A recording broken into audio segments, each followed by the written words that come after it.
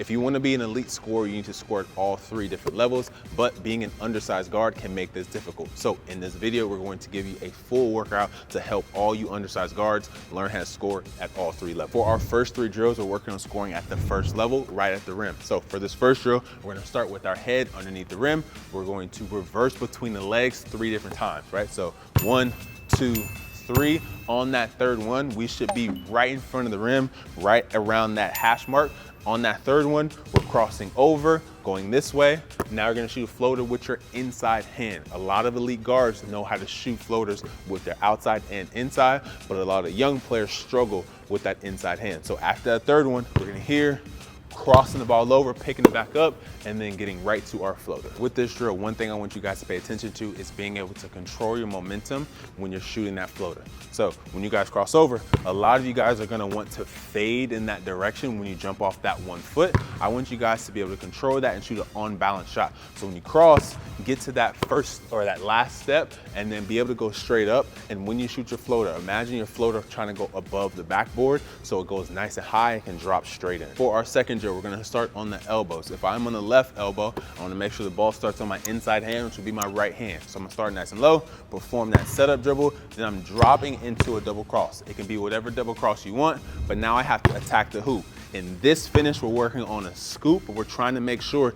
the ball gets to the rim as fast as we can, or the backboard as fast as we can. On that pickup, we're taking 1 step, so we're jumping off our outside leg, so now we can get to the rim even faster. The reason why you guys want to have this finish as an undersized guard is because the ball can be further away from your body, so now the defender has to try to block you. So let's say I'm getting low, I make my moves, I drive, I get past my defender. Now my defender's behind me. If I shoot a normal layup and I just go straight up like this, they can get to that and block it super easy.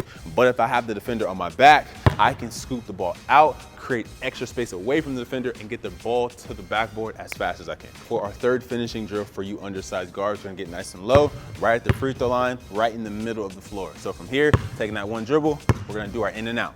On our drive, when we take off, I want you guys to try to touch your shoulder with the basketball. It's okay if you don't actually touch it, but I want you guys to try. From here, we're going to stick the ball out and extend it away from our body. So imagine that defender's right next to us, we extend it out, and now we're gonna try to finish from here. We're not coming towards the rim, we're gonna keep that hand out and then finish from there. The reason why we want to put the ball at our shoulder is to simulate creating that contact with that bigger defender. So as we drive to the rim, I want you guys to imagine you're creating contact with your inside shoulder, you're protecting the ball over here, so that's that tap of the shoulder, but from here, now you're extending it away, creating extra distance from the ball and your defender, and now you can just pop the ball up and then finish. Now we're getting into the 2nd level of our workout, which is the mid-range. You undersized guards need to master this level because you guys aren't going to always be able to get to the hoop and just shoot an easy layup, but you guys can get to the mid-range off of different situations. For this drill, we're going to be playing off the catch. A lot of times you small guards come down, set the play up, pass it, move away, and then you guys have to receive the ball back again. So this is the situation we're setting up. So let's say we roll the ball out. On the catch, I want you guys to be able to jab to the baseline because now that freezes that defender that closes out. Now you can attack that closeout, get right into the paint, and then just raise up into your pull-up. We're going to take 1 dribble into our pull-ups. We're gonna get nice and low, catch it, we're gonna jab, 1 dribble right into your pull-up. So with this drill, I want you guys to really envision that closeout and attack that outside hip. A lot of times players make the mistake of rounding out their drive and allows the defender to recover and slide and catch them. What we wanna do is take that jab and then attack downhill, getting kind of towards that elbow, and then get into our shot. What we don't wanna do is just take that jab and then take a small step kind of to the side and shoot along too. We really wanna attack, make the defender turn their hips and have to recover. For our 2nd drill in the mid-range level, we're going to work on snaking the pick and roll. So we're gonna get nice and low. We can set our screen up. When we set the screen up, we always wanna make sure we're below the screen in this setup. So from here, we come off the pick. As you come off the pick, what a snake is, you curl back to the other side, and then you can get into your play from there. For this workout, we're gonna shoot a pull-up. So making sure we get nice and low, below that screen, come off that screen. Now that defender steps, but you split, snaking, coming back to this side, and then we're getting right into our pull-up. A little extra tip to help you guys with snaking the pick and roll is when you come off, depending on how far that second defender is, you want to stay tight to this screen, so now you can curl back the other way on your crossover. You don't want to stick it out nice and wide, because depending on how long their arms are, that's an easy steal. So when you come off the pick, you want to stay tight and then push that ball across your body quick, and then get into your pull-up as quick as you can. For our third drill at the mid-range level is we're coming off the pick and roll again, but this time we're going to work on our pace. So we set up the pick, we come off. After we come off, let's say our defender goes over the top, we're going to stop, hold them off, keep that defender in jail. From here, now it looks like we're playing one-on-one with the big, but we want to be able to create space away, so we push out, cross step, and then get into our shot. Good tip for this drill to help you keep your pace is when you come off, I want you to hold off that defender. So using this chair, acting as if it's a defender, and then count 1 Mississippi. After you take that bounce, it's just a slight pause and then a good push to really create that space. So with that push out, I want you guys to use that cross step. So let's say you're holding that defender off, you take that last dribble. As you go to push, inside leg goes across to create space like you're running into it, and then you raise into that jump shot right in the mid-range level. For our third level of this workout, we're gonna stay with those game realistic type drills. So we're going to move towards the 3-point line now. And for this first drill, we're getting into another pick and roll situation. For this first drill, we're working on being able to pull up off the pick and roll from the 3. A lot of times Damian Lillard loves to shoot this shot because he receives a lot of high pick and rolls, and a lot of times their bigs in the NBA play in the drop, so he has space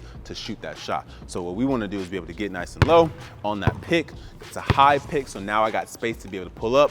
Off that pick, I want to come off tight. I want to be paying attention to how far that defender is. If I see that defender has 2 feet into the paint and I got room to pull up, I want to be able to stop and shoot this 3 off that pick. For these pull-ups, always stay nice and low on that screen, right? Get below that screen.